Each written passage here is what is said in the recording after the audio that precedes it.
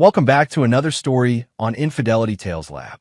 Before we begin, tell us, where in the world are you watching from? Now, let's dive into today's story. Chapter 1. The Perfect Storm. Roger Stevenson stood in the hospital corridor, his weathered hands trembling as he held his 8-year-old son Jake close. The fluorescent lights cast harsh shadows across his angular face, highlighting the crow's feet that had deepened over the past 6 months. At 42, Roger had built his reputation as Millbrook's most reliable contractor, known for his attention to detail and unwavering integrity. Today, those very qualities had just shattered his world. "Daddy, why did the policeman tell us to run?" Jake whispered, his small fingers clutching his toy car, a red Mustang that Roger had given him for his birthday just weeks ago.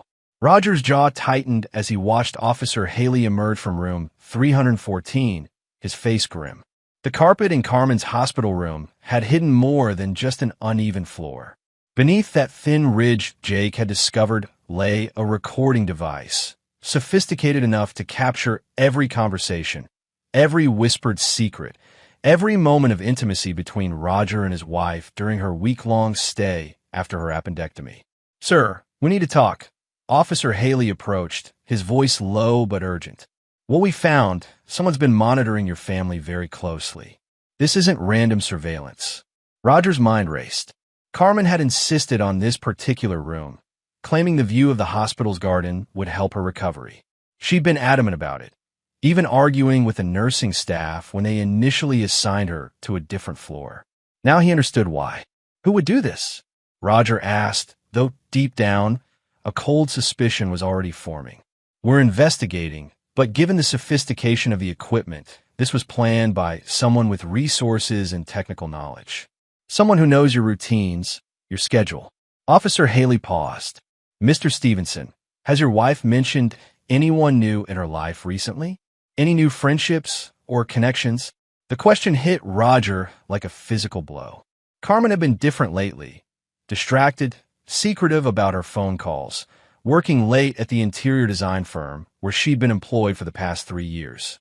She'd brushed off his concerns, attributing her behavior to stress from a demanding new client. "There is someone," Roger admitted reluctantly. "Benjamin Whitney. He's her new business partner at McDermott and Associates.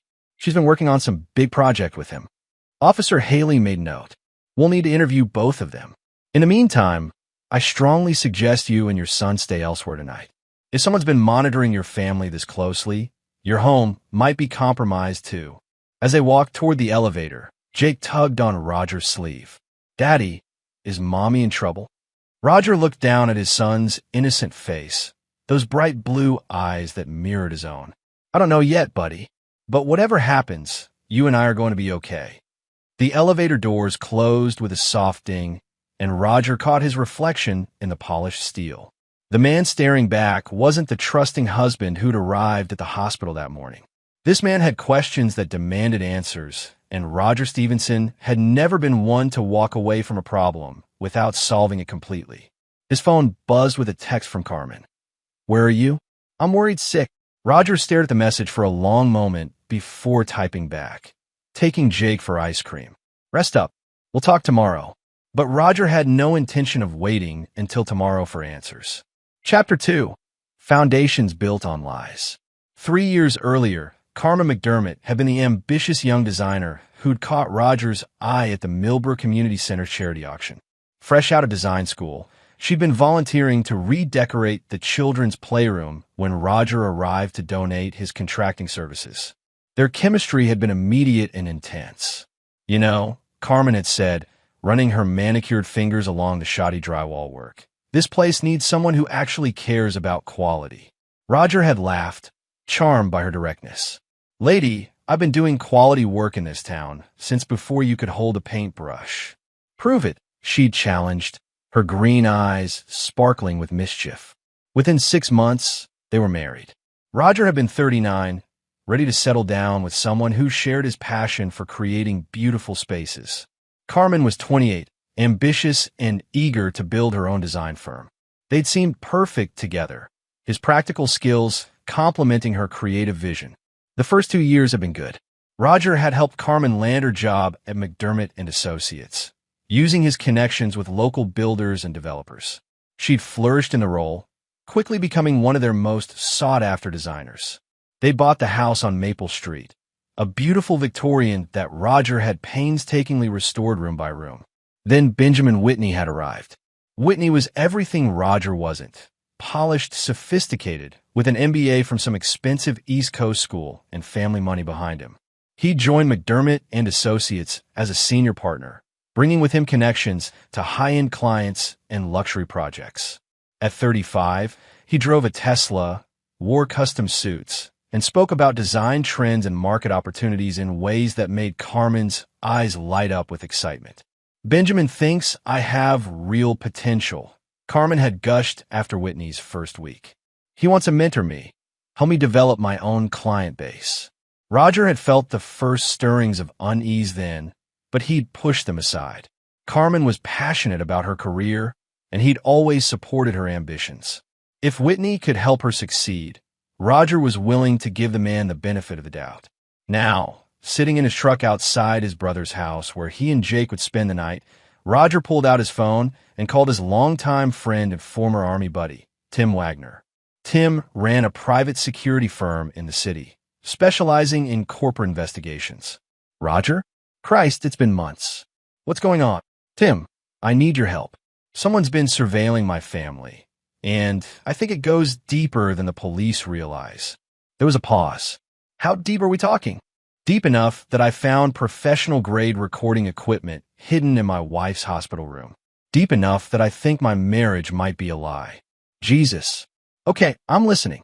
Roger explained the situation, his voice steady despite the turmoil in his chest. Tim listened without interruption, occasionally asking clarifying questions. I can have a team sweep your house tomorrow, Tim said finally. But Roger, if this is what I think it is, you need to be prepared for what we might find. I'm prepared for anything except being played for a fool, Roger replied.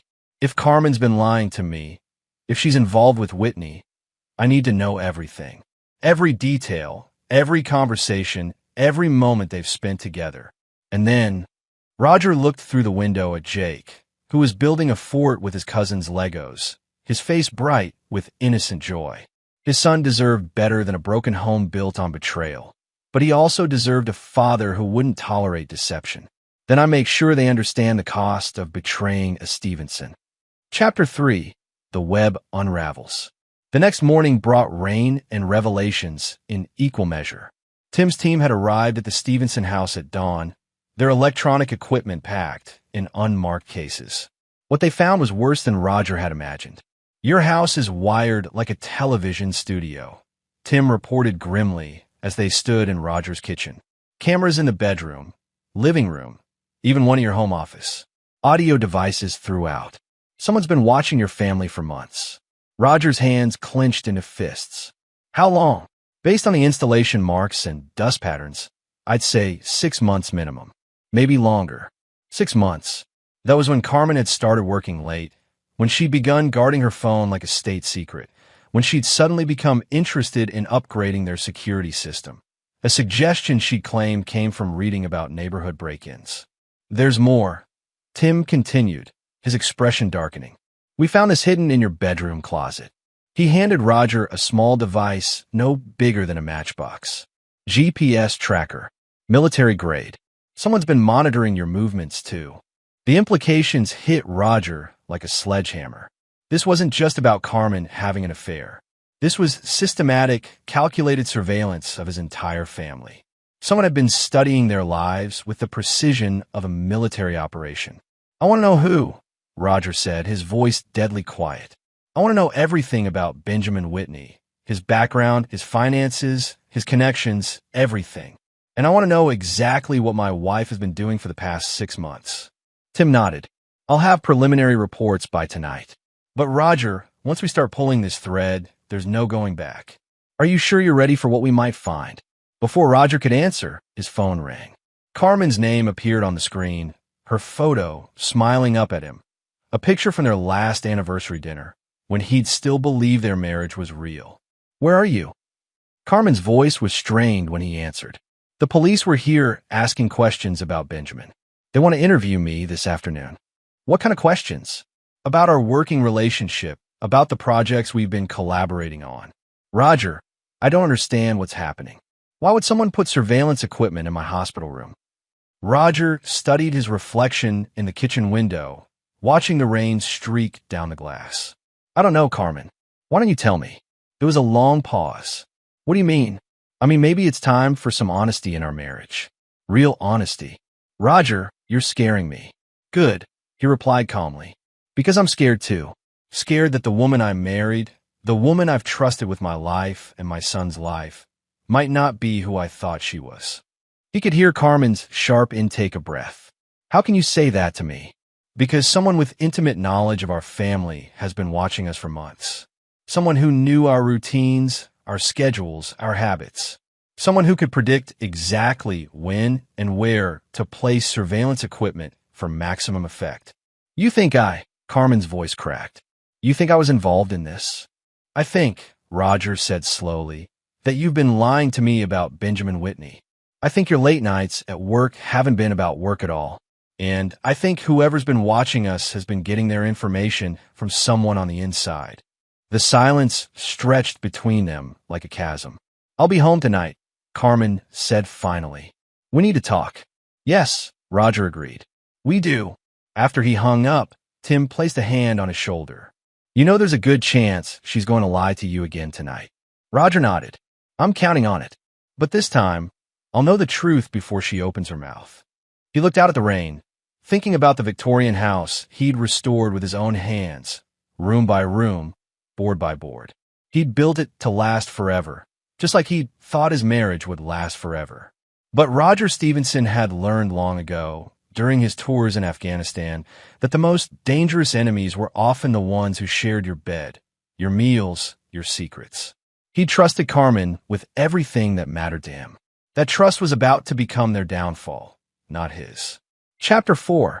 Intelligence Gathering. By evening, Tim had delivered 3 thick folders to Roger's brother's house. They sat at the kitchen table while Jake watched cartoons in the living room. The sound of his innocent laughter a stark contrast to the evidence spread before them.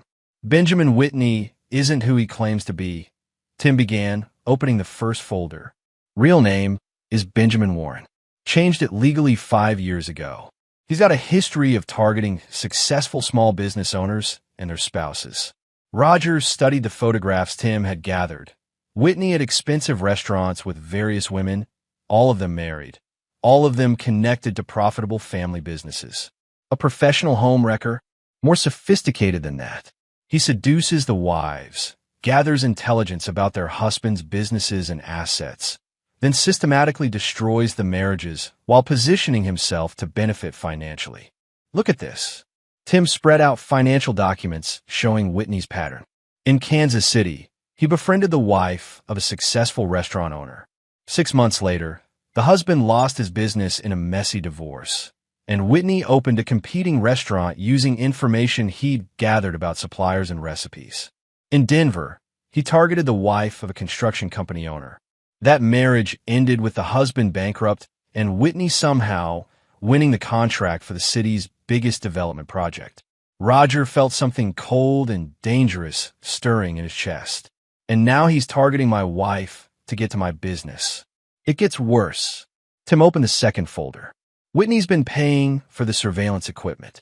We traced the purchases through a shell company he controls. But he's not working alone. The next set of photographs made Roger's blood freeze. Carmen and Whitney in intimate embraces, kissing in his Tesla, entering a luxury hotel together.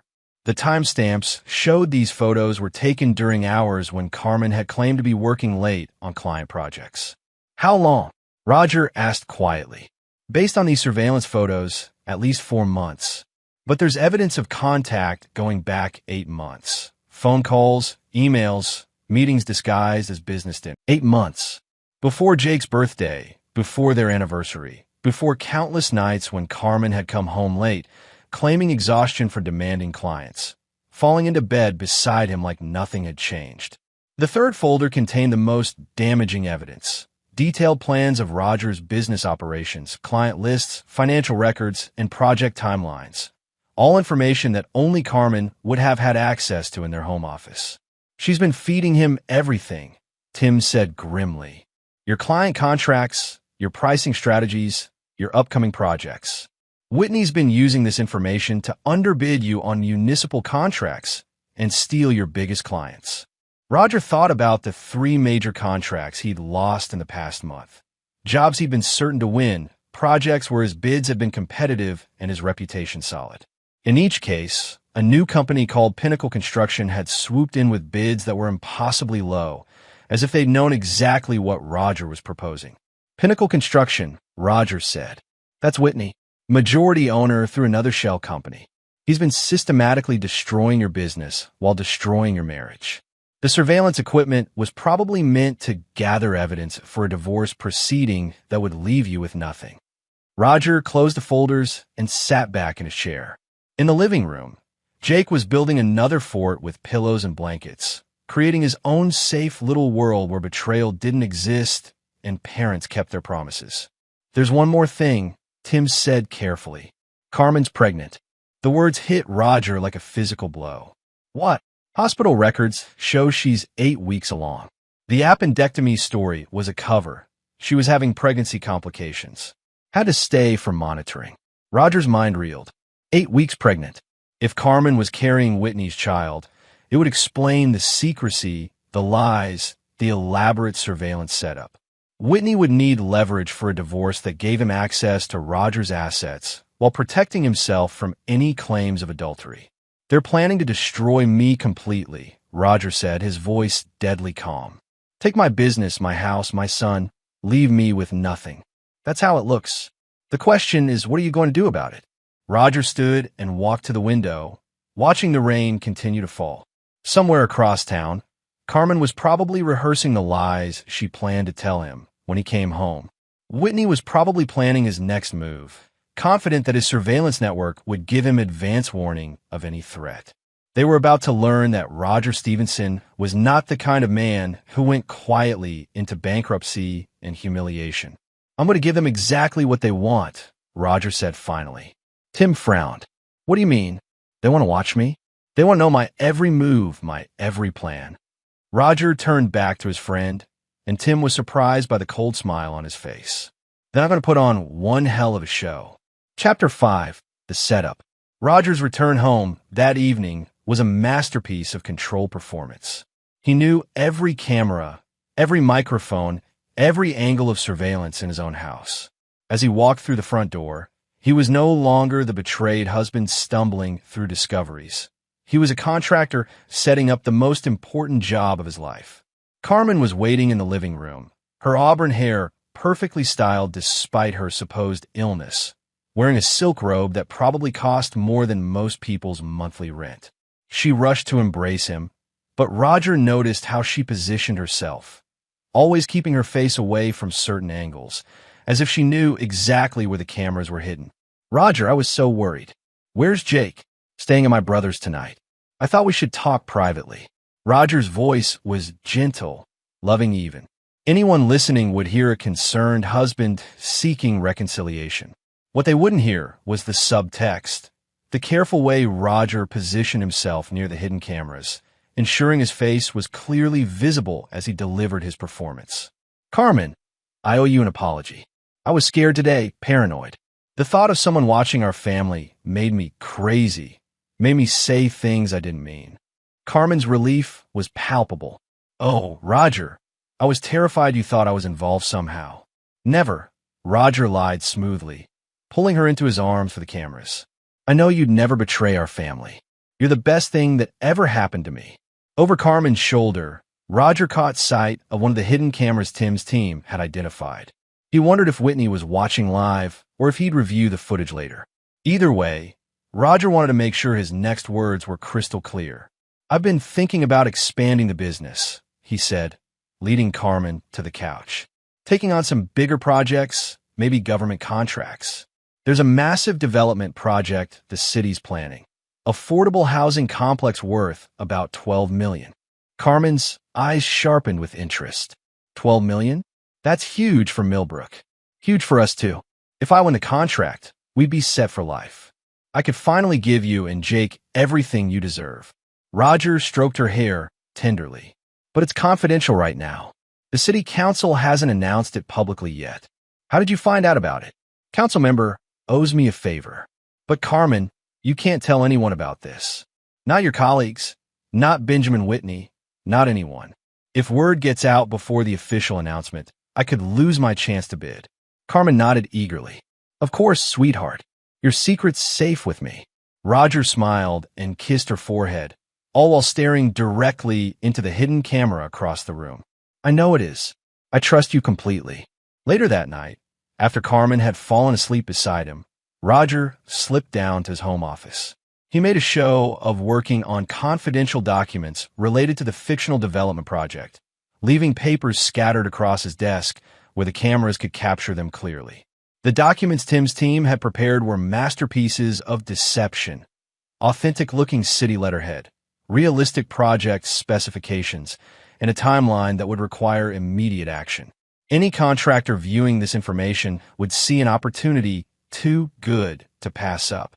More importantly, the project details were designed to be irresistible to someone like Whitney, a chance to underbid Roger by significant margins while still maintaining healthy profit margins, all based on inside information about material costs and timeline requirements. The next morning, Roger kissed Carmen goodbye with apparent affection. I'm meeting with suppliers today about some upcoming projects. Might be late. I'll probably work late too, Carmen replied. Benjamin wants to discuss some new opportunities. Of course he does, Roger thought, but his smile never wavered. Have a good day, sweetheart. 30 minutes after Roger left, Carmen was on her phone. Tim's electronic surveillance, legally installed by Roger in his own home, captured every word of her conversation with Whitney. Ben, you need to hear this. Roger's found out about a major city project. $12 million. He thinks it's confidential, but if we act fast. Roger listened to the recording in Tim's van, parked 3 blocks away. Hearing his wife's eager betrayal in real time was like watching a slow-motion car crash. Devastating, but somehow inevitable. She's taking the bait, Tim observed. Hook, line, and sinker. Phase 2 starts tomorrow. What's Phase 2? Roger's smile was colder than winter rain. We're going to make Benjamin Whitney believe he's won the lottery. And then we're going to teach both of them that some things in life are too good to be true. Chapter 6. The Trap Springs. Within 48 hours, Benjamin Whitney had taken every piece of bait Roger had laid out. Tim's surveillance showed Whitney making frantic phone calls to investors, liquidating assets, and committing Pinnacle Construction to the fictional development project with promises of massive returns. The beauty of Roger's plan was its simplicity. Whitney's greed and overconfidence made him predictable. Presented with an opportunity to destroy Roger's business while securing his own fortune, Whitney didn't stop to verify the information Carmen had provided. He simply acted just as he'd acted in Kansas City and Denver. But Roger Stevenson wasn't some naive restaurant owner or small-time contractor who could be easily outmaneuvered. Roger was a combat veteran who'd spent 2 tours in Afghanistan learning how to identify and eliminate threats to his unit. He'd simply applied those same skills to civilian life. Whitney's committed everything, Tim reported from their surveillance van.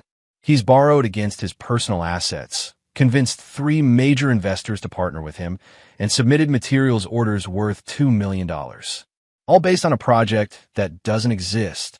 Roger watched Whitney's Tesla pull into the parking lot of McDermott and Associates, where Carmen would be waiting to celebrate their apparent victory. They believed they'd manipulated Roger into revealing confidential information that would make them rich while leaving him bankrupt. Any word from the police investigation? Roger asked. Officer Haley says they've traced the surveillance equipment purchases back to Whitney's shell companies. They're building a case for stalking and invasion of privacy, but it's going to take weeks to put together. Too slow, Roger said. By then, Whitney would have time to cover his tracks, maybe even pin the surveillance on Carmen. Make her the fall guy while he disappears with whatever money he can salvage. Roger had no intention of letting either of them escape consequences. Carmen's betrayal cut deeper than Whitney's. She'd been entrusted with his heart, his home, his child's welfare. She'd chosen to weaponize that trust for personal gain. Phase 3, Roger announced. That evening, Roger came home with flowers and wine, playing the role of a husband celebrating a potential windfall. Carmen met him at the door with enthusiasm that would have seemed genuine if he hadn't known better. "How was your day?" she asked, taking the flowers with apparent delight. "Promising. Very promising. I think our finances are about to change dramatically." Carmen's eyes sparkled, whether with genuine affection or greedy anticipation. Roger no longer cared to distinguish. "Tell me everything." They sat together on the couch where they'd made so many plans for their future, where they discussed having more children, where Roger had once believed they were building something permanent and beautiful. The city council made their decision today. Roger lied smoothly. "The development project is mine. $12 million guaranteed." Carmen's gasp of excitement seemed real enough. She threw her arms around him, pressed her lips to his, played the part of the devoted wife celebrating her husband's success. "Roger, this is incredible. We'll be able to pay off the house, expand your business, maybe even buy that cabin you've always wanted. Maybe even expand our family," Roger said, watching her face carefully. For just a moment, Carmen's mask slipped. Her hand moved instinctively to her stomach before she caught herself. "Maybe," she agreed softly. Roger felt something break inside his chest. Not his heart, which had already shattered, but something harder and more fundamental.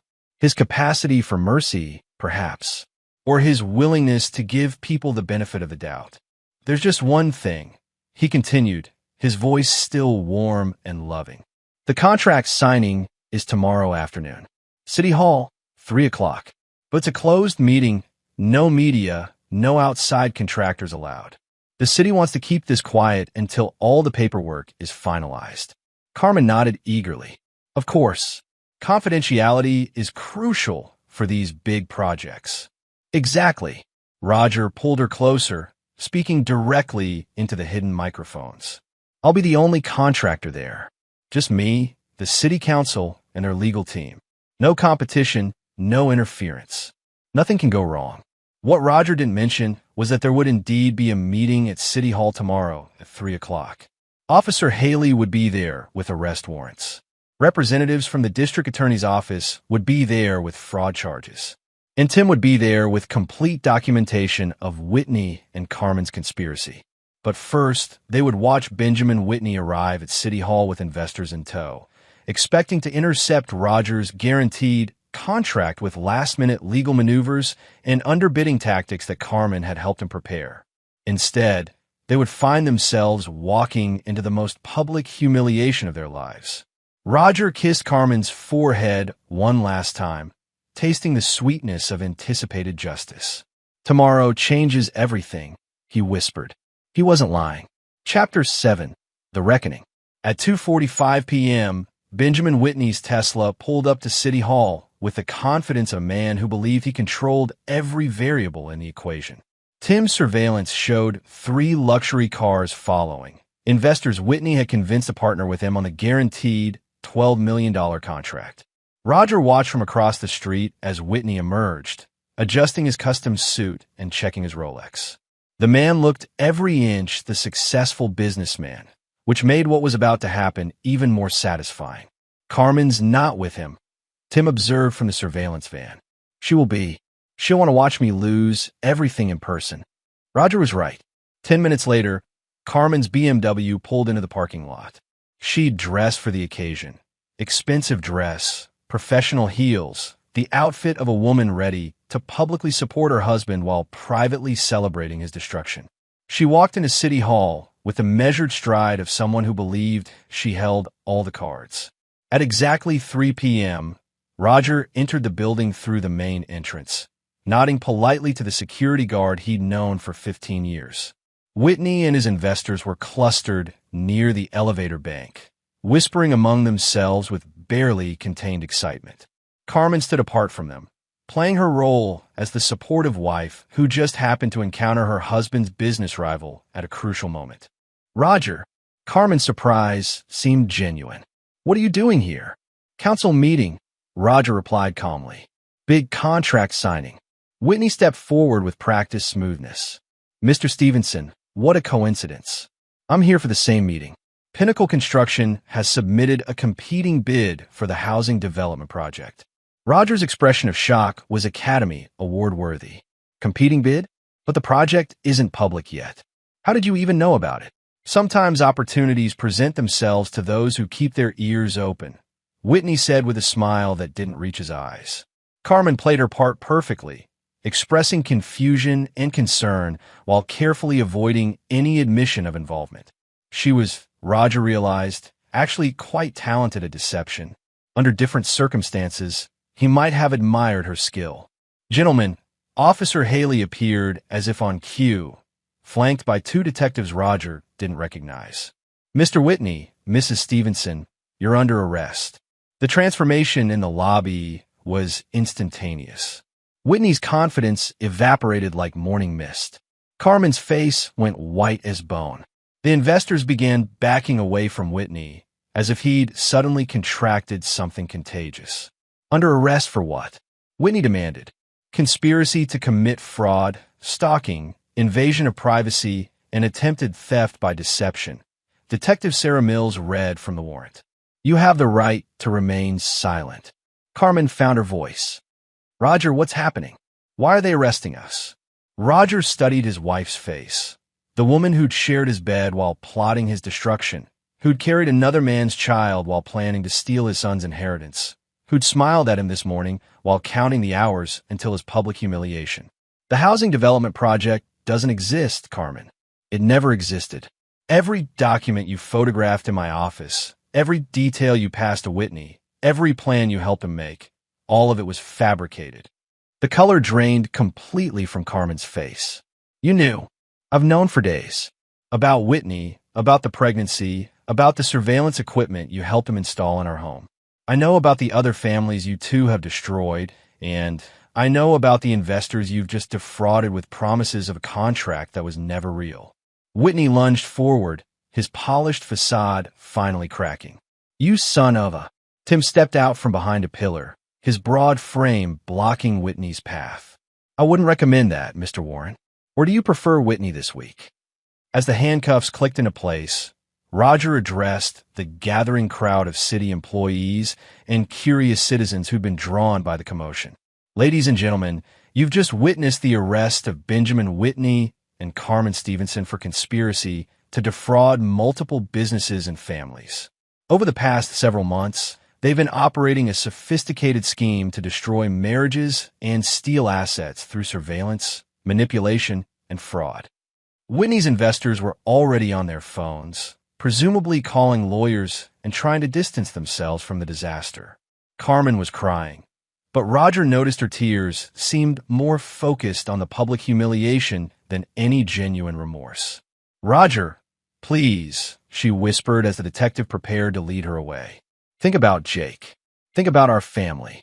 I'm thinking about Jake, Roger replied quietly. I'm thinking about raising him to understand that actions have consequences, that trust once broken can never be rebuilt, and that some betrayals are unforgivable. He paused, meeting her eyes one last time. I'm thinking about teaching him to be nothing like his mother. As the patrol cars pulled away from City Hall, Roger felt something he hadn't experienced in months. Peace. Not happiness. That would take time to rebuild. But the clean, clear satisfaction of a job completed properly, with attention to every detail and no corners cut. Tim joined him on the steps of City Hall. Phase 4. Roger smiled, thinking about the legal proceedings that would follow, the civil suits that would strip Whitney of his remaining assets, the divorce paperwork that would ensure Carmen left their marriage with nothing but her personal belongings. Phase 4 is watching them realize that crossing a Stevenson was the biggest mistake of their lives. Chapter 8. Consequences and Revelations. The Millbrook Gazette ran the story on the front page. Local couple arrested in elaborate fraud scheme. The accompanying photo showed Whitney and Carmen being led away in handcuffs, their faces twisted with shock and humiliation. Roger read the article over breakfast while Jake built towers with his cereal, blissfully unaware that his world had fundamentally changed overnight. At 8 years old, Jake knew his parents were having problems, but Roger had been careful to shield him from the worst details. "Dad, when is Mom coming home?" Jake asked, not looking up from his architectural project. "Your mom made some very bad choices, buddy. She's going to have to stay somewhere else for a while." Jake considered this with the serious expression he inherited from Roger. "Like a timeout?" Something like that. Roger's phone buzzed with a call from his divorce attorney, Patricia Mills, Detective Mills' sister and one of the most ruthless family lawyers in the state. "Good morning, Roger. I thought you'd want to know that Carmen's attorney contacted my office this morning. They want to negotiate." Roger stepped into the kitchen for privacy. "What kind of negotiation?" "Full confession in exchange for leniency. Carmen's willing to testify against Whitney, provide evidence of his other schemes, even help authorities contact his previous victims. In return, she wants joint custody of Jake and half the marital assets." "Absolutely not. I told them you'd say that." "They're also claiming the pregnancy might be yours, demanding a paternity test before any custody arrangements are finalized." Roger had expected this. "Schedule the test." "But Patricia, I want you to understand something clearly. Carmen gets nothing. No custody, no assets, no settlement. She collaborated in a plan to destroy our family and steal our future. I don't negotiate with terrorists." "Roger, the court might. The court will see evidence of systematic fraud, surveillance, and conspiracy. They'll see that she endangered our child by allowing strangers to monitor our home. They'll see that she was planning to steal my business and leave me bankrupt. What they won't see is any mercy from me." After hanging up, Roger found Jake still building with his cereal, completely absorbed in his project. This was what Roger was fighting for: his son's right to grow up with at least one parent who kept promises, told the truth, and protected the people they loved. Tim arrived an hour later with updates from the investigation.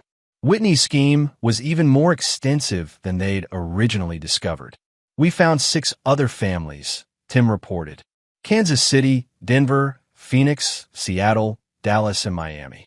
Whitney's been running this operation for 7 years, moving from city to city, targeting successful family businesses through the wives." "How much money?" "Conservative estimate? About $40 million in destroyed businesses and stolen assets. He's been very good at covering his tracks, until now." Roger poured coffee for both of them. "What made him careless this time?" "You," Tim said simply. In every other case, he targeted men who trusted completely and never fought back when they discovered the betrayal. Divorce proceedings were usually settled quietly to avoid publicity. But you turned the tables on him. He underestimated his target. Badly. His previous victims were civilians, restaurant owners, small contractors, shop owners. He didn't realize he was trying to con a combat veteran who'd spent years learning to identify and eliminate threats. Roger thought about his tours in Afghanistan, where the difference between survival and death often came down to reading people correctly. Whitney had been skilled at manipulation, but he'd never learned to hide his true nature from someone trained to see through deception. "There's something else," Tim continued. "Whitney's investors are claiming they had no knowledge of the fraud. They're trying to recover their money through civil suits, but they've also agreed to testify against him in exchange for immunity." "Good. Let them burn each other down." Roger's phone rang. Carmen's name appeared on the screen, calling from the county jail. "Don't answer it," Tim advised. Roger stared at the phone until it stopped ringing. A moment later, a voicemail notification appeared. He deleted it without listening. "She'll keep calling," Tim said. "Then I'll keep ignoring her." Carmen had months to tell me the truth, months to choose our family over Whitney's promises. She made her choice. Jake wandered into the kitchen, his cereal project apparently completed. "Dad, can we go to the park today?" Roger scooped his son into his arms, feeling the solid weight of innocent trust. "Absolutely, buddy. We can do whatever you want." As they prepared to leave, Roger caught sight of their reflection in the hallway mirror. Father and son, faces similar enough to be unmistakably related, standing together in a house that was finally free of lies and surveillance. Roger had lost a wife, but he'd save his son from growing up in a home built on deception. In the long run, That was the victory that mattered most. Chapter 9. New Foundations.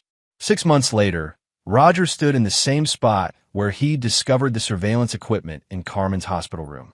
But today, he wasn't a bewildered husband stumbling through betrayal. He was a man who'd rebuilt his life on foundations that couldn't be shaken. The divorce had been finalized 3 weeks ago. The paternity test had confirmed what Roger already knew. Carmen's baby wasn't his. Whitney was the father, which only strengthened Roger's case for sole custody of Jake. Carmen had received nothing in the settlement except her personal belongings and a lifetime ban from contacting Jake without court supervision.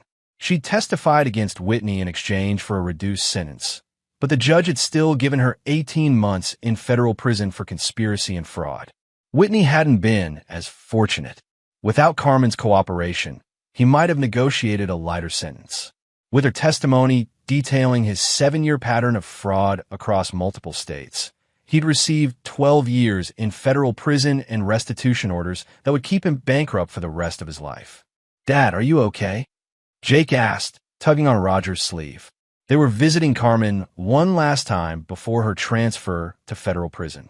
Jake deserved the chance to say goodbye to his mother, even if she'd forfeited any right to be part of his future. "I'm fine, buddy. Are you ready to see Mom?" Jake nodded solemnly. At 9 years old now, he understood more about what had happened than Roger wished was necessary. But Jake had also proven resilient, adapting to their new routine with the flexibility of childhood. Carmen looked smaller somehow, diminished by the orange jumpsuit and the weight of consequences she'd never expected to face. She cried when she saw Jake, reaching through the glass partition with desperate fingers. "Baby, I'm so sorry. Mommy made terrible mistakes, but I love you so much." Jake pressed his small hand against the glass, matching hers. "I love you too, Mom. But why did you lie to Dad?" The question hung in the air like a physical thing. Roger watched Carmen struggle for an answer that would make sense to a child without destroying what little remained of her relationship with her son. "Sometimes grown-ups make very bad choices," she said finally. "I thought I was helping our family, but I was wrong. Very, very wrong. Will you come home when you get out of timeout?" Carmen's eyes met Roger's through the glass. He saw her read the answer in his expression, saw her understand that there would be no reconciliation, no second chances, no path back to the family she destroyed. "No, baby. Daddy is going to take care of you now. He's a good man, and he'll give you everything you need."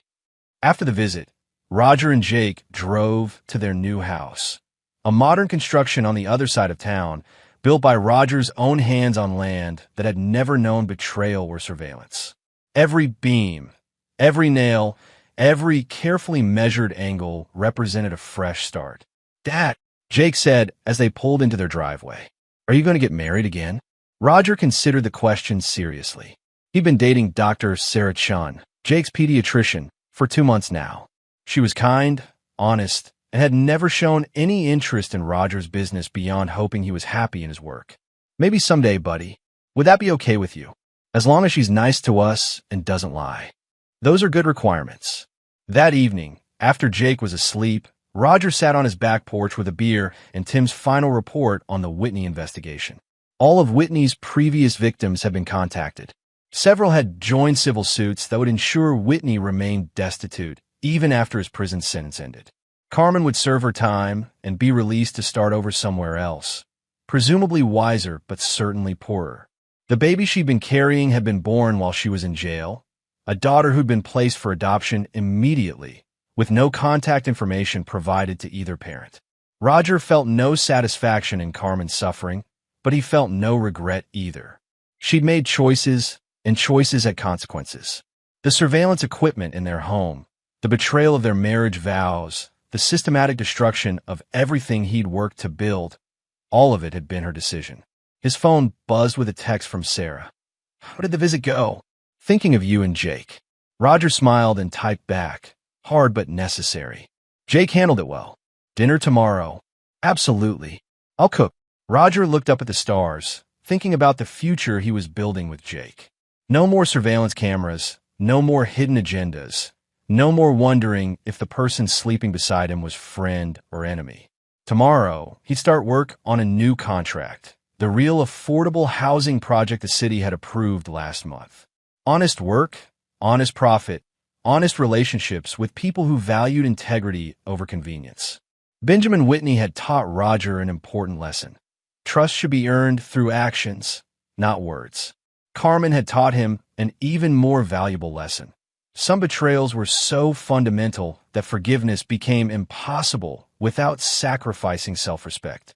But Jake was teaching him the most important lesson of all, that love, real love, was built on truth and protected by strength. And that was a foundation strong enough to last forever. Roger finished his beer and went inside to check on his son one more time before bed. Jake was sleeping peacefully, his toy car clutched in one small fist. The same red Mustang he'd been playing with in the hospital room where this whole nightmare had begun. But nightmares, Roger had learned, were just dreams that hadn't found their proper ending yet. This one had. And there you have it. Another story comes to an end. What did you think? I'd love to hear your thoughts in the comments below. If you enjoy this story, consider joining our community by subscribing. It means the world to us. For more stories like this one, check out the recommended videos on screen. And I'll see you there.